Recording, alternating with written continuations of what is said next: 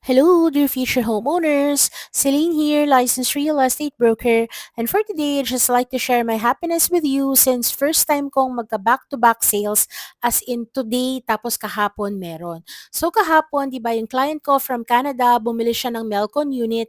Tapos ngayong araw, bumili naman ng Melcon unit yung aking Hawaii-based client. So sobrang happy ko rin na na-appreciate nila si Melcon kasi lagi ko naman talaga siyang fini-feature kasi practical choice naman talaga siya.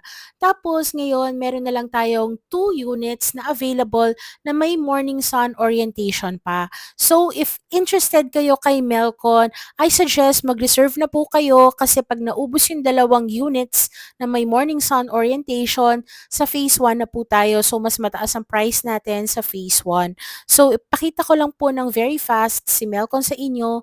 So ayan po yung bathroom natin sa first floor. Ito yung ating facade naman, dining area, tapos ito yung ating kitchen, yung backyard po natin maluwag pa, and then itong ating lanay naman dito.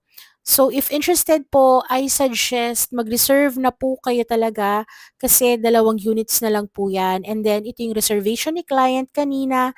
And then ito po yung list of all the freebies that are included in the house and lot package. And don't forget to follow us on Facebook, TikTok, Instagram, and YouTube. Thank you!